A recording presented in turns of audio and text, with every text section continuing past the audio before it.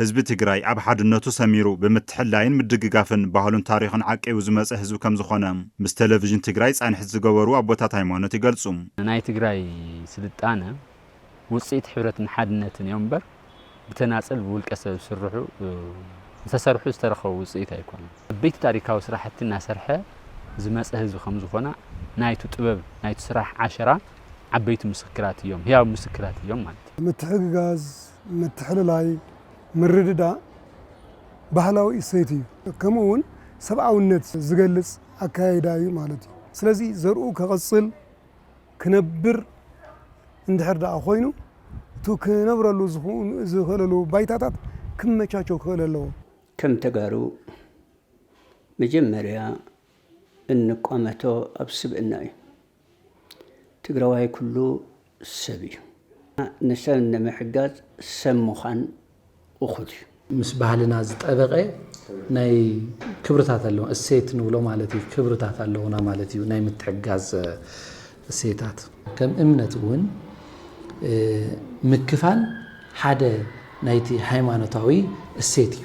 ብዝተፈላለዩ ምኽንያታት ህዝቢ ትግራይ ኣብ ዝሕዚ እዋን ኣብ ጸገምን ስቃይን ከም ዝርከብ ዝሓበሩ እቶም ኣቦታት ሃይማኖት ህይወት ወገናት ንምድሓን ባህሊ ምትሕጋዝ ዝያዳ ክብርኽ ከም ዝግባእ የገንዝቡ። ብዙሕ ግዜ ኣብ ችግር ብዙሕ ሰበብ ሓደጋ ናይ ህልውና ሓደጋ ዘለሉ ግዜ ይኾነ ኣብ ካሊእ ኖርማል መዓልቲ እውን ሕብረትን ሓድነትን ምትሕጋዝን ኣድላይ ኢልና ሕብረተሰብና ብጣዕሚ ይጽገም ኣሎ። ስለዚ እዚ ጸገም እዚ ኩላትና ሼር ክንገብሮ እዩ ዝግበአና። ናይ ነዳጅ ምውሳኽ ዓብዪ ቅልውላው ከምፅእ ይኽእል እዩ። ስለዚ እዚ ነገር እዚ ግን ነጋዶ ንትርፊ ከም ዕድል ክጥቀምሉ ኣይግብኦምን። ምክኣል እያ። ምክኣል ከዓ ብዘተ እያ። ዘተ ከዓ ንሓበራዊ ረብሓ እዩ። ግልጽነት እንድሕር ሃልዩ ምትእምማን ኣሎ። ምትእምማን እንድሕር ሃልዩ ምትእኽኻብ ኣሎ። ምትእኽኻብ እንድሕር ሃልዩ ጸገምካ ናይ ምፍታሕ ክእለት ኣለዎ። ኣብ ምፍልላይ ምንም ዓይነት ረብሓ የለን። ኣብ ምትሕጋዝ ምንም ዓይነት ኪሳራ የለን። ኢድ ጸናሐይት ይበሃል። ብልግስና ዝንቀሳቐስ ሰብ ብልግስና ዝንቀሳቐሰሉ ሰብ ይረክብ እዩ። ህዝቢ ትግራይ ገጢምዎ ካብ ዘሎ ማሕበረ ቁጠባዊ ጸገማት ንምውፃእ ካብ ዝኾነ እዋን ንላዕሊ ሓድነቱ ከጠናኸር ከም ዝግባእ ድማ እቶም ኣቦታት ሃይማኖት መዒዶም። ስለዚ ካብቲ ዘሎና የጸገም ክንወፅእ እንተኾይና ኣብ መንጎና ምድማጽ ክህልል ኣሎ፣ ምትሕሳብ ክህልል ኣሎ።